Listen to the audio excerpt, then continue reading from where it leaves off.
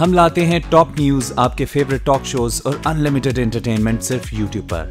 اگر آپ نے ابھی تک ہمارا چینل سبسکرائب نہیں کیا تو ابھی سبسکرائب کریں اور بیل آئیکن کو کلک کر کے ہماری لیٹسٹ ویڈیوز کے بارے میں اپڈیٹ جانیں۔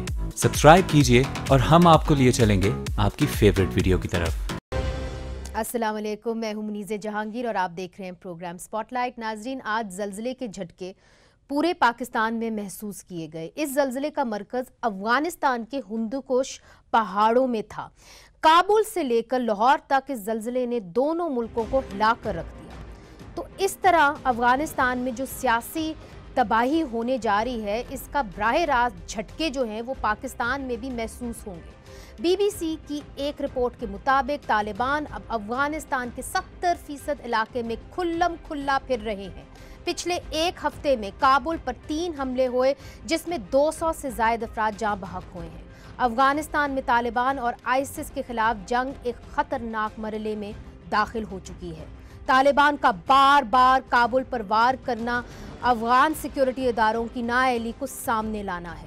افغان انٹیلیجنس NDS نے الزام لگایا ہے کہ کابل کے انٹر کانٹیننٹل ہوٹل میں جو حملہ ہوا تھا، اس دھماکے میں جو ایکسپلوسیو استعمال ہوئے تھے، ان کا جو لنکس ہیں وہ ایک اسلام آباد کی فیکٹری میں ملتے ہیں۔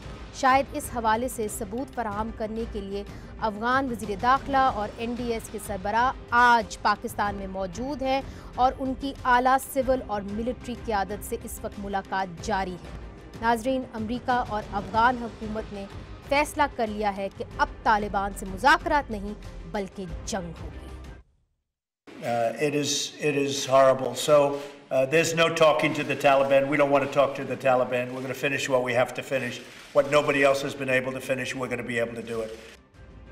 امریکہ نے جہاں پاکستان کی ملٹری امداد روک رکھی ہے، وہاں یہ بھی تنبیہ دے دی ہے۔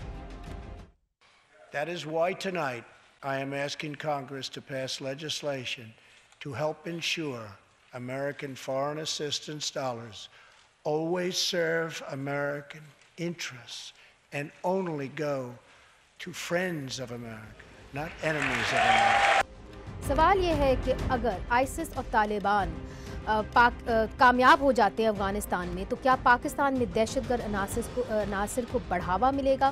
اور امریکہ، بھارت اور افغانستان طالبان کے بڑھتے ہوئے حملوں کی کچھ ذمہ داری، زیادہ نہیں، کچھ ذمہ داری پاکستان پر ڈال رہا ہے۔ پاکستان کو دنیا بھر سے تنہا کرنے کی کوششیں اس وقت جاری ہیں۔ کیا امریکہ پاکستان کو دہشت گردی کی فروغ دینے والا ملک قرار دے سکتا ہے اور اقتصادی طور پر پاکستان کو کمزور کر سکتا ہے؟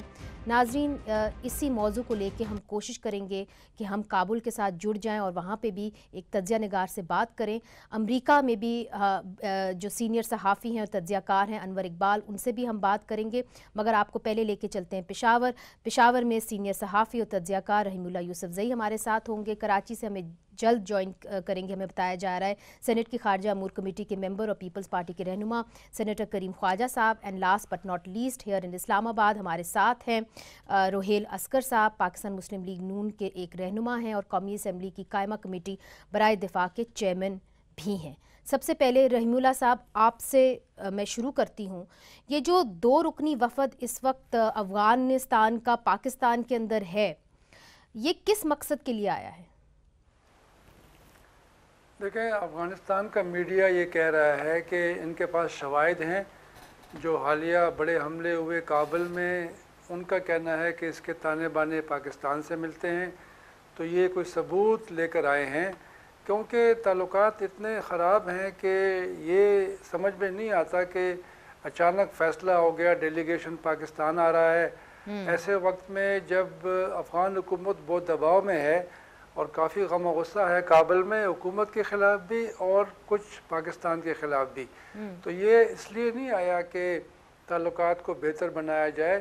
تعلقات تو پہلے ہی بہت خراب ہیں۔ میرے خیال میں یہ ان کے پاس کوئی شاید ثبوت اس طرح ہوگا، پتہ نہیں وہ ثبوت جو ہے وہ کتنے مضبوط ہیں، پاکستان اس کے اوپر کوئی کارروائی کر سکتا ہے یا کرے گا، لیکن آپ کو یاد ہوگا کہ پاکستان نے بھی کئی بار ایسے شواہد افغان حکومت کو دیے، اور جو ہمارے ہاں دہشت گردی کے واقعات ہوئے تو پاکستان نے کہا کہ اس کے تانے بانے افغانستان سے ملتے ہیں، لیکن وہاں پر بھی کوئی خاص کارروائی نہیں ہوئی، اور ہمارے ہاں بھی ہم نے دیکھا ہے کہ کوئی بڑی کارروائی نہیں ہو سکی۔ تو آپ کو لگتا ہے کہ اس وفد کا جو ایک مشن تھا وہ کامیاب نہیں ہوگا؟ جو شاید وہ لے کے آئیں گے شاید اس کے پر بھی خاص پیش رفت نہیں ہو پائے گی؟ یو ناٹ ویری ہوپ فل؟ نہیں، میں یہ سمجھتا ہوں کہ چونکہ پہلے بھی نہیں ہوا اس لیے وہ شواہد پتہ نہیں کتنے مضبوط ہیں۔ دوسری بات یہ ہے کہ پاکستان ضرور یہ کہے گا اگر شواہد پیش کیے گئے، پاکستان وقت مانگے گا، پاکستان اس کی تفتیش کرے گا، پاکستان پھر ان کو بتائے گا کہ یہ واقعی ایسا ہے یا نہیں ہے، تو میرے خیال میں اسی میں کافی وقت گزر جائے گا۔ روہیل اصغر صاحب، یہ بتائیے کہ اب جو وہ شواہد لے کے آئے ہیں اور بار بار افغانستان کی طرف سے بھی امریکہ کی طرف سے بھی آوازیں اٹھتی ہیں کہ جی آپ کو اپنے گھر کو صاف کرنا ہوگا، ہم ٹویٹس کر دیتے ہیں کہ جی ہم نے 27 حقانی کے لوگ آپ کو دیے تھے، ان کی ٹویٹ واپس آ جاتی ہے اور وہ کہتے ہیں کہ جی ہمارے پاس تو ایسے کوئی لوگ ہی نہیں ہیں، تو کیا ہمارے یہاں کوارڈینیشن نہیں ہے کہ foreign office spokesperson tweet کرتا ہے اور اس کی ریجیکشن آ جاتی ہے؟ It's embarrassing isn't it? بسم اللہ الرحمن الرحیم۔ نہیں، مجھے سے یہ بات نہیں، بنیادی طور کو آپ کو 2-3 چیزیں سمجھنی پڑیں گی۔ یہ تو میرا پتہ نہیں کون کی خوابوں کی دنیا میں رہتے ہیں جب یہ ہوتا ہے جی کہ برادر ملک ہے افغانستان اور ان کے ساتھ آپ کے مراسم اچھے ہونے چاہیے، مراسم پورے ہونے چاہیے۔ مجھے وہ وقت بتا دیجئے۔ میں 1-2 دفعہ پہلے بھی کہہ چکا ہوں کہ ایک چھوٹا سا پیریڈ آیا تھا جب آپ نے طالبان کی حکومت کو آپ نے ریکگنائز کیا تھا، اس محبت کے سلسلے میں، چونکہ وہ ایکسٹریمسٹ ریلیجن گروپ تھا تو پاکستان میں بھی چونکہ اسلام ہے، اور اس وقت کو تھوڑے آپ کے ان کے ساتھ مراسم بہتر تھے۔ اس کے بعد اگر آپ تاریخ کو اٹھا کے دیکھیں تو آپ نے خود ہی پہلے آپ نے طالبان کے ساتھ مل کے اپنا ستیہ ناش کیا، پھر آپ نے طالبان کے خلاف ان کے خلاف آپ نے کارروائیاں کی، آپ نے ان کو پکڑ کے آپ نے امریکہ کے حوالے کیا، یعنی کہ آپ دونوں طرف سے پھر بھیج گئے۔ پھر اس کے بعد جب بھی مطلب آپ میں ہر نہیں سمجھا، ہو سکتا ہے کوئی انٹرسٹ ہوگا لوگوں کا اس وقت کی حکومتوں کا جنہوں نے یہ فیصلہ کیا کہ آپ نے افغانستان میں رشیا کے خلاف جنگ لڑنی ہے، پھر آپ نے فیصلہ کیا کہ آپ نے امریکہ کے خلاف جنگ لڑنی ہے، بس مجھے سمجھ نہیں آ رہی، مطلب وہ تو قوم کرتا ہے۔ اب کیا ہوگا روہیل صاحب، سب ہسٹری کے بارے میں بات کرتے ہیں، اب تو ہم نے آگے چلنا ہے نا، آئسولیشن کا شکار ہو رہے ہیں۔ میں آپ کو وہی بتانے جا رہا ہوں۔ اب ہماری فوج پاکستان نے بڑی محنت اور بڑی لگن سے، بڑی کاوشوں سے، بڑے محدود ذرائع میں رہتے ہوئے اپنی ٹیریٹری کو ان لوگوں سے خالی کروایا، موسٹلی سارا خالی ہو گیا۔ کہ لیٹسٹ جو پریزنٹیشن جو دی گئی تھی ہمیں ڈی جی ایم او نے، تو اس میں انہوں نے اپنا سارا وہ کھل کے بات بتائی تھی۔ اچھا، اس کے بعد اب آپ نے کمبنگ آپریشن شروع کیا جو آپ کے اندر تھا، ملک کے اندر، وہ زیادہ خطرناک دشمن تھا جو کہ آپ کے درمیان بیٹھا ہوا، کہ جو آپ کے اندر بیٹھ کے آپ کو نقصان اس طرح پہنچاتا تھا کہ ان کو فیسیلیٹیٹ کرتا تھا، وہاں سے جو لوگ آتے تھے ان کو راستہ دکھاتا تھا، ان کو رہنے کے لیے جگہ فراہم کرتا تھا، بلکہ ان کو ہر طرح کی اب آگے کیسے بڑھنا ہے؟ میں وہی آپ کو آخری میں بات آپ سے شیئر کر لیتا ہوں۔ ہسٹری تو سب کو معلوم ہے۔ اب اس میں یہ ہے کہ یہ جو ثبوت انہوں نے دیے، ایک ذہن میں رکھے منی سے، وہاں پہ افغان گورنمنٹ نام کی چیز کوئی نہیں، صرف آنکھوں میں دھول جھونکنے والی بات ہے۔ وہاں پہ امریکنز ہیں اور انڈینز ہیں، اور وہ دونوں طاقتیں کبھی آپ کو سکون سے آرام سے بیٹھنے نہیں دیں گی۔ اس چیز کو آپ کو سیریسلی تھنک اوور کرنا چاہیے، ایک بات۔ دوسری بات یہ ہے کہ اگر فرض کیجئے آپ کے پاس وہ ثبوت ہیں، کس قسم کے ثبوت ہیں؟ اگر آپ ویسے ہی کہہ دیں کہ ٹھیک ہے جی ہم نے کوئی فیکٹری دیکھی ہے وہاں پہ ایکسپلوژن بن سکتا ہے، بارخواہ امریکنز کو پاکستان یہ بات کہہ چکا ہے کہ آپ ہمیں نشاندہی کریں، ہم اس پہ کارروائی کریں گے۔ اچھا، ایک آخری بات، آپ نے شروع کیا، انیشیٹو لیا آپ نے تورخم پہ، جو آپ کی ایگزٹ اور انٹری بارڈر سے آپ نے وہاں پہ ایک قدغن لگائی، آپ نے کہا جو جائے لیکن یہاں پہ اوکے۔ اس کے بعد آپ نے باڑ لگانی شروع کی۔ آبجیکشن کس نے کیا؟ افغان گورنمنٹ نے۔ آپ تو لگانا چاہتے ہیں تاکہ انسرجنسی نہ ہو، نہ اس طرف سے نہ اس طرف سے۔ میرا یہ خیال ہے کریم خواجہ صاحب آپ بھی اس پہ بات کر سکتے ہیں کہ فی الحال افغان گورنمنٹ نے باڑ لگانے پہ شروع میں انہوں نے اعتراض کیا تھا، اب انہوں نے ایسا کوئی اعتراض نہیں کیا، مگر جس طرح کہ روہیل اصغر صاحب کہہ رہے ہیں کہ افغانستان کے اندر ہندوستان اور امریکہ بیٹھا ہوا ہے تو وہ کہیں بھی آپ کو چین نہیں لینے دیں گے۔ اچھا اگر یہ حقیقت ہے اور وہ یہ شواہد ادھر لے کے آئے ہیں تو ہم جس طرح روہیل اصغر صاحب کہہ رہے ہیں کہ ہم ان کو کہہ دیتے ہیں جی یہاں پہ تو کوئی ہے نہیں، مگر وہ ہماری بات کیوں نہیں مانتے؟ اور کیوں جس طرح ہم نے دیکھا کہ کرم ایجنسی کے اندر بھی چند دن پہلے ایک ڈرون حملہ ہوا اور ہمارے ISPR نے خود سٹیٹمنٹ دی کہ جی وہاں پہ افغان ریفیوجی کیمپ ہے اور حقانی نیٹ ورک کا ایک بندہ ان کے اندر بیٹھا ہوا تھا جس کے اوپر ڈرون حملہ ہوا، تو کہیں نہ کہیں تو عناصر ہے نا جی۔ دیکھیں دو تین باتیں ہیں، ایک بات یہ کہ جو ہماری سوچ ہے کہ افغانستان جو ہے ہمارے انفلوئنس میں آئے گا، یہ سوچ ہمیں ختم کرنی چاہیے، کیونکہ 2500 سال کی تاریخ میں کبھی بھی افغانستان اس بر صغیر کے اس خطے کے انفلوئنس میں کبھی نہیں رہا ہے۔ اس خطے کو اگر تباہی بربادی ہوئی ہے وہ افغانستان یا سینٹرل ایشیا سے ہوئی ہے، یہ ہمیں ذہنوں سے نکال دینا چاہیے۔ جو ضیاء الحق کی سوچ تھی کہ 5واں صوبہ ہوگا، انفلوئنس ہوگا، پہلی بات یہ۔ دوسری اب بات ذہن سے ہم نے نکال دیا ہے جی یہ بات؟ نہیں نکالا ہے نا، تبھی تو یہ چیزیں آ رہی ہیں۔ مگر کس نے نہیں نکالا کریم خواجہ صاحب؟ اس کے اندر سول پاکستان میں ایسی سوچ ہے، پاکستان میں ایسی سوچ ہے۔ کہاں پائی جاتی ہے؟ دوسری بات مطلب ہے ایک سوچ لوگوں میں ہے، روہیل افضل جیسے لوگوں میں ہے، ابھی تک ایسی سوچ ہے۔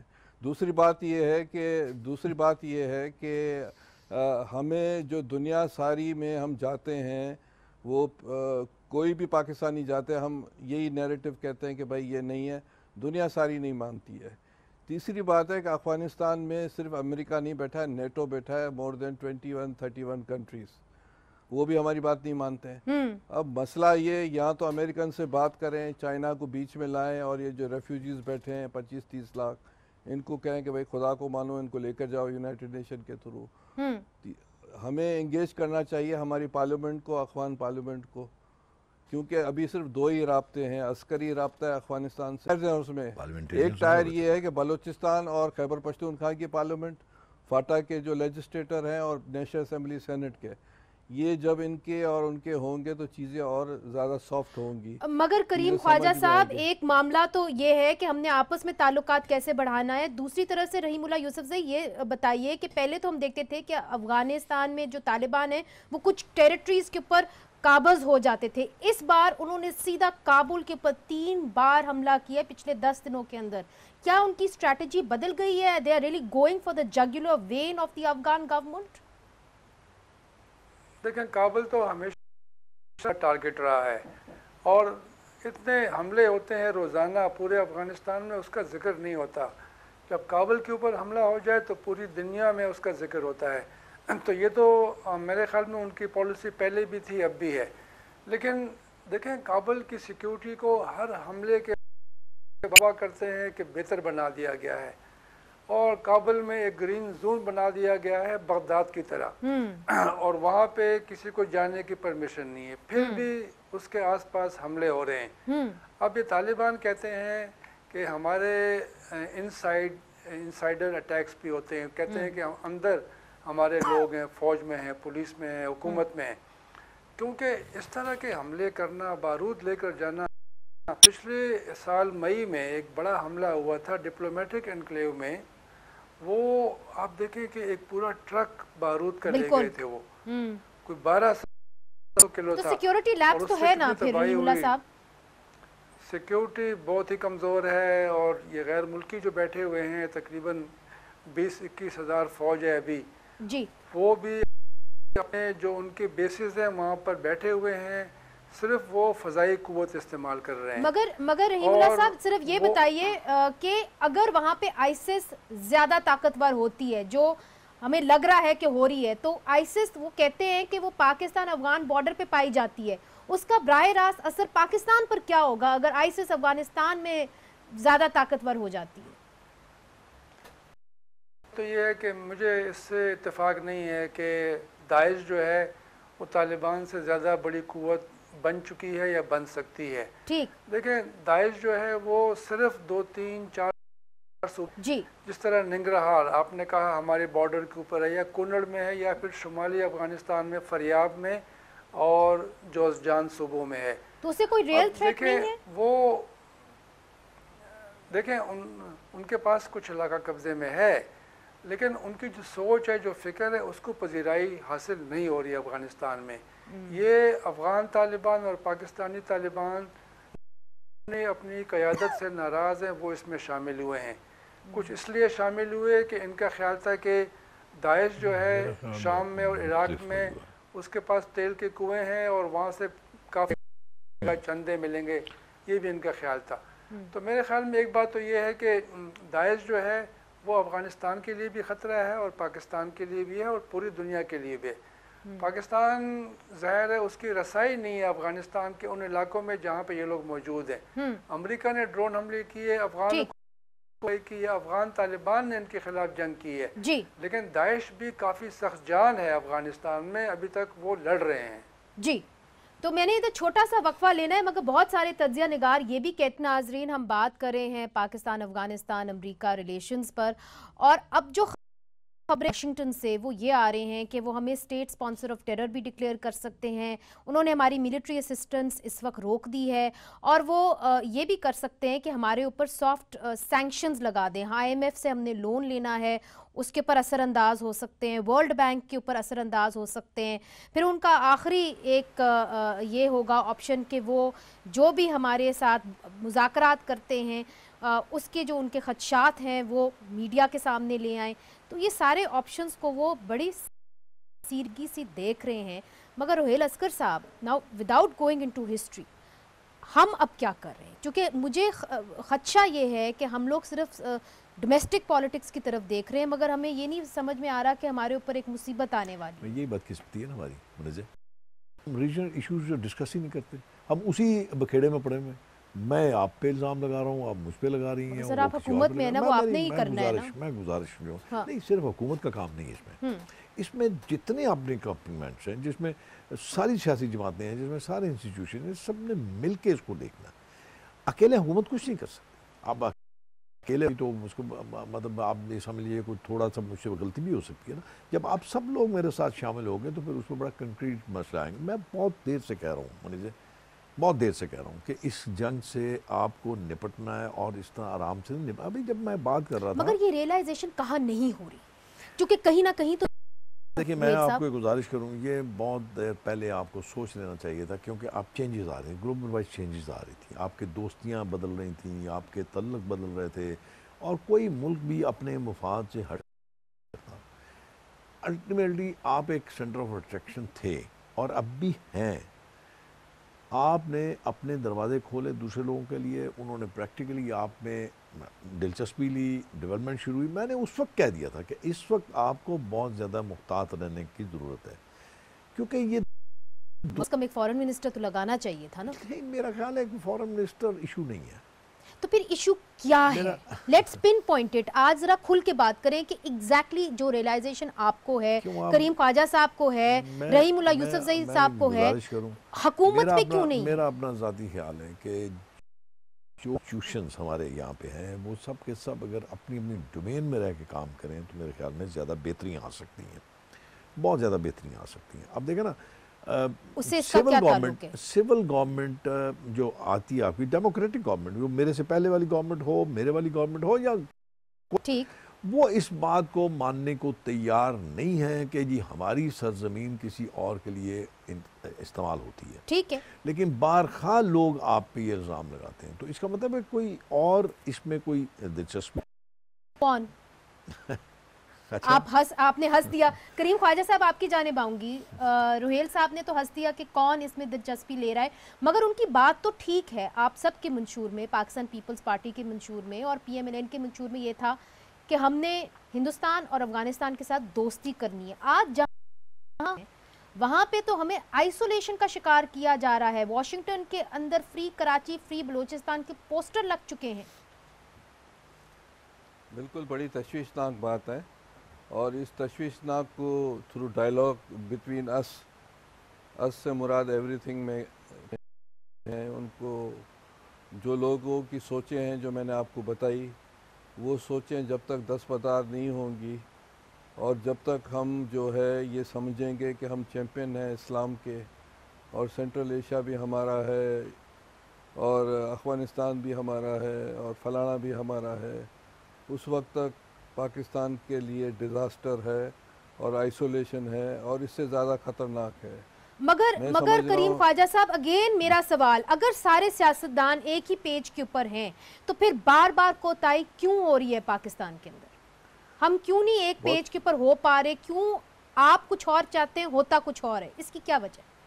دیکھیں اس میں دو تین باتیں ہیں کہ گزرل 4 سال سے فورن منسٹر نہیں تھا، ایک بات یہ۔ دوسری بات یہ کہ اس پر کبھی مسلم لیگ نون نے ڈسکس نہیں کیا، آل سٹیک ہولڈر اور پولیٹیشنز مل کر جو ایک کمیٹی پارلیمنٹ میں بنی ہے ڈیفنس سے ریلیٹڈ، اس میں ڈسکس چیزیں نہیں ہوئی ہیں۔ تو میرے خیال سے اگر کنٹینیوس ڈسکشنز ہوتے تو کچھ نہ کچھ رزلٹ نکلتا ضرور۔ اچھا، مگر بیکیف اس وقت بھی موقع ہے کہ ڈسکشن ہو، پارلیمنٹ موجود ہے۔ سمجھتے ہیں کہ مسئلہ حل ہو سکتا ہے؟ رحیم اللہ یوسف زئی صاحب آپ کچھ کہنا چاہتے ہیں؟ کس کے ساتھ مذاکرات؟ میں وہ پوچھنا چاہ رہا ہوں کس کے ساتھ؟ افغانستان کے ساتھ؟ نہیں، وہ کہہ رہے ہیں کہ پولیٹیشنز کے آپس میں مذاکرات۔ میں نہیں کرنے، کوئی بھی کر لے۔ اگر آپ نے پاکستان کے لیے کام کرنا ہے، اگر آپ یہ سمجھتے ہیں کہ وہ تو آپ کر سکتے ہیں نا، حکومت آپ کی ہے، حکومت آپ کی ہے، کوئی بھی انیشیٹو لے سکتا ہے۔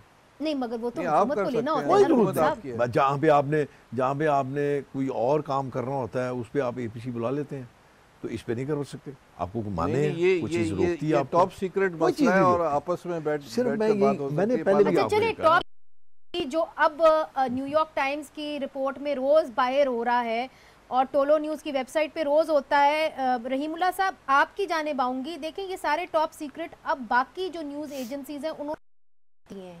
یہاں پہ کریم خواجہ صاحب کہتے ہیں کہ اگر پاکستان مسلم لیگ نون کا رویہ کچھ مختلف ہوتا، مذاکرات کر لیتے تو معاملہ حل ہو جاتا، اس نوبت تک بات نہ آتی۔ Do you agree? دیکھیں میرے خیال میں سیاسی لوگ تو ہمیشہ مذاکرات کرتے ہیں اور وہ اگر چاہیں تو ہر مسئلے کا حل نکال سکتے ہیں۔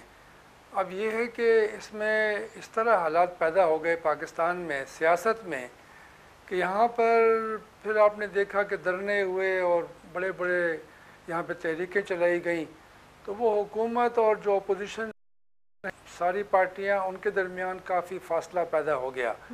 پھر عدالتوں کو بیچ میں لے آئے، عدالتوں میں آپ نے دیکھا کہ وہ جو سیاسی معاملات کے فیصلے ہوئے اس سے بھی کافی میں سمجھتا ہوں کہ حالات، تو یہ انہوں نے جو اپنا اختیار تھا سیاسی لوگوں نے وہ کسی اور کے حوالے کر دیا، حالانکہ یہ اگر خود اپنے ہاتھ میں اختیار رکھتے اور یہ پالیسی جو ہے ہماری سیکیورٹی کی پالیسی، ٹیررزم کی پالیسی، فاٹا کی جو فوجی کارروائیاں ہیں، فاٹا کا مستقبل ہے، کو اپنے ہاتھ میں رکھنا چاہیے تھا، جو یہ نہیں رکھ پائے۔ اور ان کو میں نے تو یہ دیکھا ہے کہ ان کی یا ان کو شاید یہ یقین نہیں ہے کہ ان کے پاس کوئی اختیار ہے یا ان معاملات میں کوئی اس بات میں رحیم اللہ صاحب آپ کے وزن ہے۔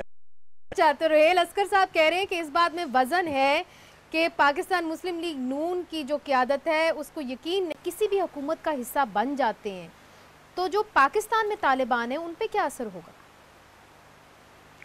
دیکھیں پہلی بات تو یہ ہے کہ میرے خیال میں مکمل کامیابی طالبان کو حاصل نہیں ہوگی۔ جب وہ اپنی طاقت کے عروج پہ تھے تو تقریباً 90% افغانستان ان کے قبضے میں تھا جب ان کی حکومت تھی۔ وہاں پہ کافی لوگ ایسے ہیں کہ طالبان کو نہیں مانتے، خاص طور پہ جو غیر پشتون ہیں۔ دوسری بات یہ ہے کہ میرے خیال میں اگر امریکہ کے بس میں ہو یا جو اس کے اتحادی ہیں وہ بھی طالبان کو نہیں آنے دیں گے کہ وہ کابل کے اوپر قبضہ کر لیں، تو یہ مجھے لگتا نہیں ہے کہ ایسا ہوگا۔ لیکن اگر اقتدار میں ان کو حصہ ملتا ہے، جو کافی ایک مشکل بات مجھے لگتی ہے، تو پھر وہ چاہیں وہ کوشش کریں گے کہ افغانستان اس کے اوپر اثر انداز ہوں۔ پاکستان کو یہ شاید ایک خوش فہمی ہے یا پاکستان کی سوچ ہے کہ طالبان حکومت کا حصہ ہوں گے تو پاکستان کے خلاف پھر جائے گی اور بھارت سے ذرا دور ہو جائے گی، اس طرح کی سوچ ہے یہاں پر۔ مگر ایونچولی آپ کو لگتا ہے کہ یہ मुझे लगता नहीं है कि ऐसा कोई अमन मुआहदा होगा जिसके ज़रिए अफ़गान तालिबान हुकूमत का हिस्सा बन जाएंगे। मेरे ख़्याल में ये मुमकिन नज़र नहीं आ रहा जो आजकल के हालात हैं, और अमेरिका भी शायद ये नहीं चाहेगा क्योंकि वो कह रहे हैं कि हम तालिबान से बातचीत नहीं करेंगे। तो एक तरीके से जी जो हमारा इस वक्त है कि जी एटलीस्ट तालिबान को मुज़ाकराती टेबल के ऊपर लाएं, what for then we lost war and a lost cause. मुझे आज तक ये समझ नहीं आई कि हम जब अमेरिकन को ज़रूरत होती है तो आप उनके चले जाते हैं, आप उनके मुज़ाकरात के लिए आप इकट्ठा करना शुरू कर देते हैं। एक लिंक आपका छोटा मोटा एक लिंक तो उनके साथ है ना, मतलब आपने उन पर मेहरबानियाँ की हुई हैं, लेकिन वो मेहरबानियाँ उसके बाद वो तकलीफ में भी तो बदल गई थी ना वो। अब आप उनको ले जाते हैं, फिर ले जाने के बाद उसके बाद फिर उनके साथ यही कुछ होता है जो आज मेरा अपने ख्याल में अब वो पाकिस्तान की बात भी नहीं सुनते, मेरा अपना ख्याल है, क्योंकि जो यहाँ से तो जो एक कह रहे हैं कि जी असर रसूख उनको टेबल के ऊपर लाएं, वी कांट डू दैट। अच्छा, अनवर इकबाल साहब ने हमें ज्वाइन कर लिया वाशिंगटन से और बड़ी मुश्किलों से मिले। अनवर इकबाल साहब, मुझे ये बताइए, वाशिंगटन में जो इस वक्त फ्री कराची, फ्री पोस्टर्स लगने शुरू हो गए हैं, वहाँ पे हम क्या समझे कि पाकिस्तान की जो सफारतकारी है वो कमज़ोर पड़ गई है या और बहुत ज़्यादा इन्फ्लुएंसेस आ गए हैं? हाउ कम कि वाशिंगटन के अंदर तेज़ी आ गई है एंटी पाकिस्तान सेंटिमेंट की? देखिए, इसमें दो तीन चीज़ें हैं। एक तो सफारत खाने की अपनी मजबूरियां हैं। जो कुछ यहाँ इम्पैक्ट होता है वो उन पॉलिसीज़ का होता है जो इस्लामाबाद में बनती हैं। सरकार उनको यहाँ बेचने की कोशिश करता है। अगर वो पॉलिसीज अमेरिकन को पसंद होंगी तो सफारतकार का काम आसान होगा, अगर वो मुश्किल होंगी तो यहाँ बेचना उनको मुश्किल होता है।